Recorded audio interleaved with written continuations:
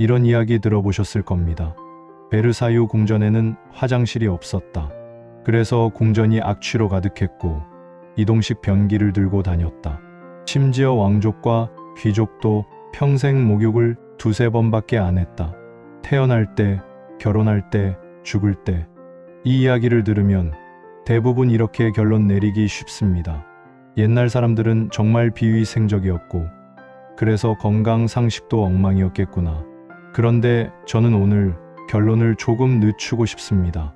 과거의 상식을 비웃기 전에 먼저 이런 질문을 던져보면 어떨까요?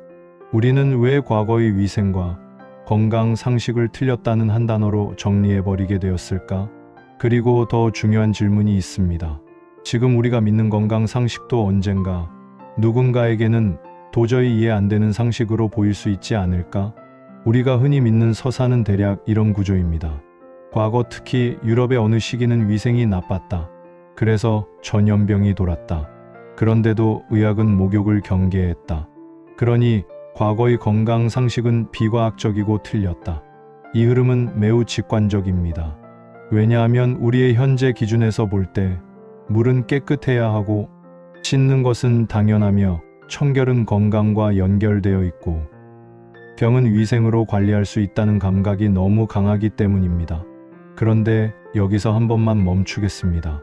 씻는 것은 당연하다라는 감각은 정말 시대를 초월한 진리일까요? 아니면 어떤 환경이 갖춰졌을 때만 당연해진 상식일까요? 베르사유 궁전 이야기처럼 강렬한 이미지는 사람의 판단을 빠르게 만듭니다. 화장실 없는 궁전이라는 이미지는 한번 들으면 잊히지 않습니다. 그리고 이런 이미지가 하나의 결론을 자동 완성합니다. 그 시대는 위생 개념이 없었다. 하지만 이런 결론은 사실을 설명한다기보다 현재의 기준으로 과거를 평가하는 방식일 수 있습니다. 여기서 중요한 포인트는 이것입니다. 과거를 이해할 때 우리는 종종 그들이 몰랐다로 정리해버립니다. 하지만 실제로는 그들이 몰랐다보다 그들이 살던 환경에서 당연했던 기준이 달랐다가 더 정확할 때가 있습니다. 즉, 문제는 지능이 아니라 환경과 조건일 수 있습니다. 베르사유 궁전에는 현대적 의미의 고정식 화장실이 충분하지 않았고 배설이 임시적 방식으로 처리되며 악취 문제가 있었다는 이야기가 널리 알려져 있습니다. 여기서 우리가 하고 싶은 말은 그 이야기가 사실이다, 거짓이다가 아닙니다. 오히려 질문은 이겁니다.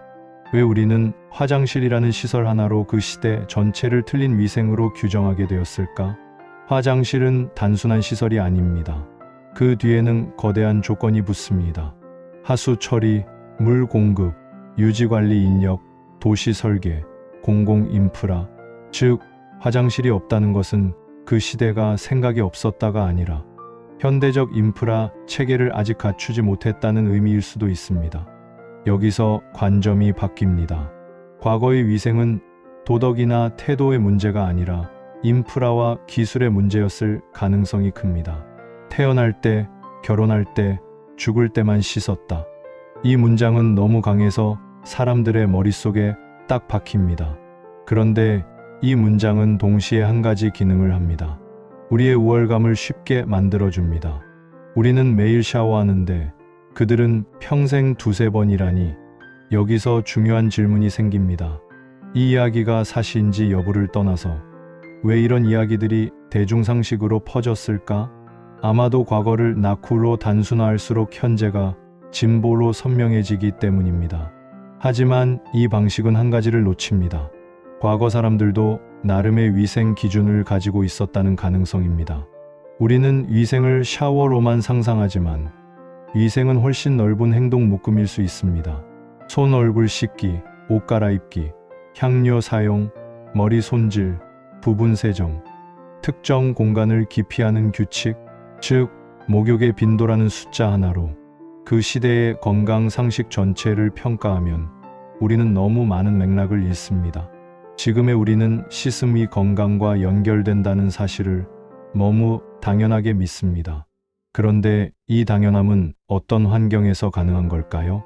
깨끗한 수돗물, 비누 세정제, 배수 시스템, 난방, 세탁, 의료 체계, 이 조건들이 있을 때 씻는 행위는 건강한 습관이 됩니다.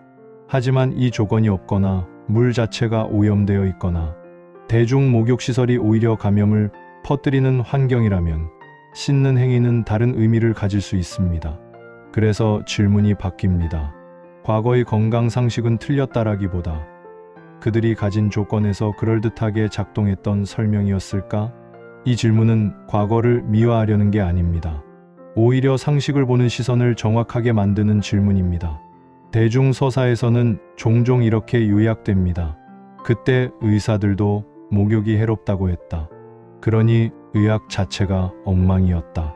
하지만 이 요약은 사람들이 실제로 무슨 문제를 겪었는지, 어떤 상황에서 그런 주장이 설득력을 가졌는지를 지워버립니다.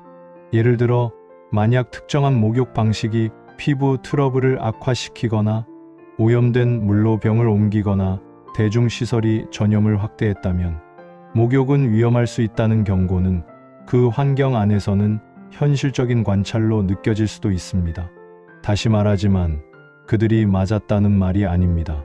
다만 그 논리가 완전히 무에서 만들어진 게 아니라 그 시대의 조건에서 설득력 있게 들릴 수 있는 이유가 있었다는 말입니다. 그리고 이게 오늘 영상의 핵심입니다. 상식은 진리라서 남는 게 아니라 그 시대에 그럴듯하게 작동했기 때문에 남습니다. 여기서 더 흥미로운 지점이 있습니다. 어떤 상식은 환경이 바뀌어도 오랫동안 유지됩니다. 왜냐하면 상식은 사실보다 익숙함에 더 오래 붙어 있기 때문입니다. 옛날부터 그렇게 해왔으니까, 다들 그렇게 말하니까, 안전해 보이니까, 설명이 쉽니까. 그래서 상식의 위험은 틀린 정보라기보다 조건이 바뀌었는데도 적용하는 습관에서 생깁니다. 이 관점은 현재로도 그대로 적용됩니다. 우리는 지금도 건강과 피부에 대해 수많은 당연한 말을 믿습니다. 하루 몇 번 씻어야 한다. 특정 성분은 무조건 나쁘다. 특정 습관은 무조건 좋다. 피부는 깨끗할수록 좋다. 하지만 이 믿음들 역시 현재의 환경과 산업 구조 속에서 만들어집니다. 제품이 넘쳐나는 환경, 광고와 마케팅, 위생 기준의 제도와 의료와 뷰티의 결합, SNS의 생활 규범. 그래서 저는 결론을 이렇게 내리고 싶지 않습니다. 지금의 상식은 다 맞다. 그 대신 이 기준 하나만 남기고 싶습니다. 이 상식은 어떤 환경에서 만들어졌고 어떤 조건에서만 잘 작동하는가? 이 질문을 가지면 우리는 과거를 비웃는 대신 이해할 수 있고 현재를 맹신하는 대신 점검할 수 있습니다. 오늘 영상이 남기고 싶은 기준은 3가지입니다. 상식과 사실을 분리하기. 상식은 사실일 수도 있지만 대개는 설명 모델입니다. 환경이 달라지면 모델도 달라질 수 있습니다. 단어의 정의를 확인하기. 우리가 말하는 위생, 목욕, 건강은 언제부터 지금 같은 의미였을까요? 단어가 바뀌면 현실도 다르게 보입니다. 틀렸다로 끝내지 않기. 과거를 틀렸다고 말하는 순간 우리는 현재를 점검할 기회를 잃습니다. 대신 어떤 조건에서 그렇게 믿게 되었나를 물어야 합니다. 베르사유의 화장실 이야기와 평생 2-3번 목욕. 똑같은 문장은 우리가 과거를 바라보는 방식을 압축해 보여줍니다. 우리는 과거를 비위생이라는 단어로 단순화하고 현재를 진보라는 단어로 정당화합니다. 하지만 상식은 늘 시대와 환경 속에서 만들어집니다. 그래서 마지막으로 이 질문을 남기고 싶습니다. 지금 우리가 믿는 건강 상식 중에서 100년 뒤 미래에서 가장 먼저 낯설게 보일 것은 무엇일까요? 댓글로 여러분의 기준을 듣고 싶습니다.